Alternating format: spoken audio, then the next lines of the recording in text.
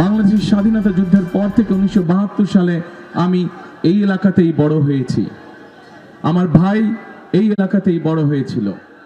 আমাদের পরিবার, আমাদের সন্তানেরা এই এলাকাতেই জন্মগ্রহণ করেছে। প্রিয় ভাই ও বোনেরা, প্রিয় ঢাকা 17 এলাকাবাসী বৃন্দ, আমাদের নেত্রী বেগম খালেদা জিয়া, মরহুম বেগম খালেদা জিয়া, উনিও এই এলাকাতেই সারা জীবন কাটিয়েছেন এবং এই এলাকা থেকেই উনি বিদায় নিয়েছেন জীবনের। আজকে এই এলাকার সাথে স্বাভাবিকভাবে আমার এবং আমার পরিবারের একটি সম্পর্ক গড়ে উঠেছে, একটি মানসিক সম্পর্ক গড়ে উঠেছে, একটি আধ্যাত্মিক সম্পর্ক গড়ে উঠেছে এই এলাকার সাথে, এই এলাকার মানুষের সাথে। প্রিয় ভাই বোনেরা, স্বাভাবিকভাবেই নির্বাচন যখন আসে,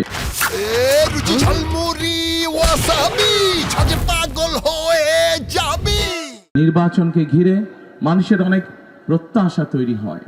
স্বাভাবিকভাবেই বিশেষ করে বিএনপির মতন একটি রাজনৈতিক দলের কাছে সারা বাংলাদেশের মানুষ, শুধু ঢাকা 17 নয়, সারা বাংলাদেশের মানুষের অনেক প্রত্যাশা আছে।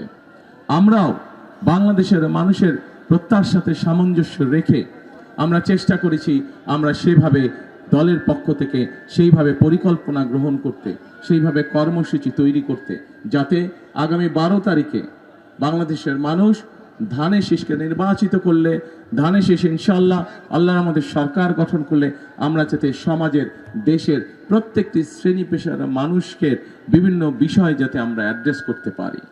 প্রিয় ভাই বোনেরা, আমরা সামগ্রিকভাবে দেখেছি বাংলাদেশের জনসংখ্যার অর্ধেক জনসংখ্যা হচ্ছে নারী।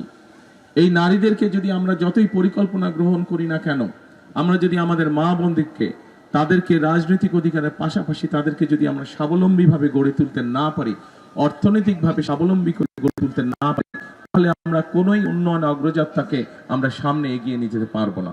এবং সেই জন্যই আপনারা দেখেছেন যে দেশনেত্রী খালেদা জিয়া যখন দেশ পরিচালনা করেছিলেন, উনি এই দেশের নারীদেরকে শিক্ষিত করার জন্য, মেয়েদেরকে শিক্ষিত করার জন্য তাদের শিক্ষা ব্যবস্থা ক্লাস 1 থেকে ক্লাস 12 পর্যন্ত, ইন্টারমিডিয়েট পর্যন্ত উনি ফ্রি করেছিলেন শিক্ষা ব্যবস্থা। এবং তার কারণে আজকে সমগ্র বাংলাদেশে নারীদের শিক্ষার হার অনেক বৃদ্ধি পেয়েছে।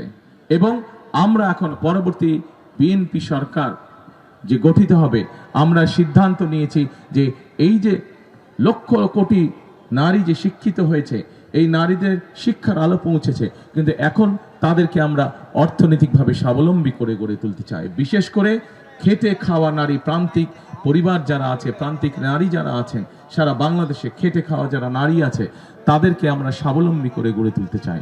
এবং এ কারণেই আমরা সিদ্ধান্ত গ্রহণ করেছি যে আমরা বিএনপি সরকার গঠন করলে ইনশাল্লাহ পর্যায়ক্রমিকভাবে সমগ্র বাংলাদেশে আমরা গৃহিণী যারা আছেন, মা যারা আছেন, তাদের কাছে আমরা সরকারের পক্ষ থেকে একটি ফ্যামিলি কার্ড নামে একটি কার্ড পৌঁছে দিতে চাই, যেই কার্ডের মাধ্যমে প্রত্যেকটি মা,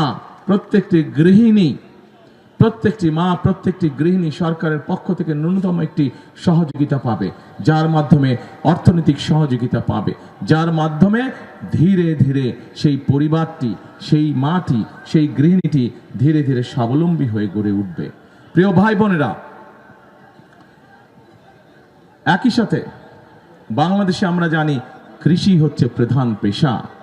বাংলাদেশের কোটি কোটি মানুষ কৃষি পেশার সাথে জড়িত এবং কোটি কোটি কৃষক আমাদের আছেন।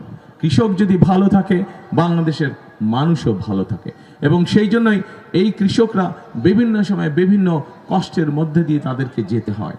আমরা সেই জন্যই সিদ্ধান্ত গ্রহণ করেছি যে এই কৃষক ভাইদের পাশেও আমরা দাঁড়াবো এবং কৃষক ভাইদের পাশে দাঁড়ানোর জন্য মা বোনদেরকে যেভাবে আমরা ফ্যামিলি কার্ডের মাধ্যমে সহযোগিতা করে স্বাবলম্বী করে গড়ে তুলতে চাই, ঠিক একইভাবে কৃষক ভাইদেরকেও আমরা কৃষি কার্ড নামক একটি কার্ড দিব, যার মাধ্যমে আমরা কৃষক ভাইদের কাছে সরকারের পক্ষ থেকে যে সকল সহযোগিতা থাকবে সেগুলো আমরা সরাসরি কৃষক ভাইদের কাছে পৌঁছে দিতে চাই। এবং এভাবে পর্যায়ক্রমিকভাবে বাংলাদেশের প্রান্তিক হোক, ক্ষুদ্র হোক, মাঝারি হোক, সকল ধরনের কৃষককে ধীরে ধীরে আমরা অর্থনৈতিকভাবে স্বাবলম্বী করে গড়তে চাই।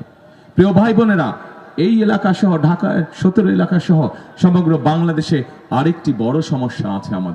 আমাদের তরুণ যুবক যারা আছে, তরুণ যুব সমাজের সদস্য যারা আছে, ছেলে হোক মেয়ে হোক, তাদের কাছে অধিকাংশের কাছে শিক্ষার আলো আছে, কিন্তু সমস্যা হচ্ছে অন্য জায়গায়।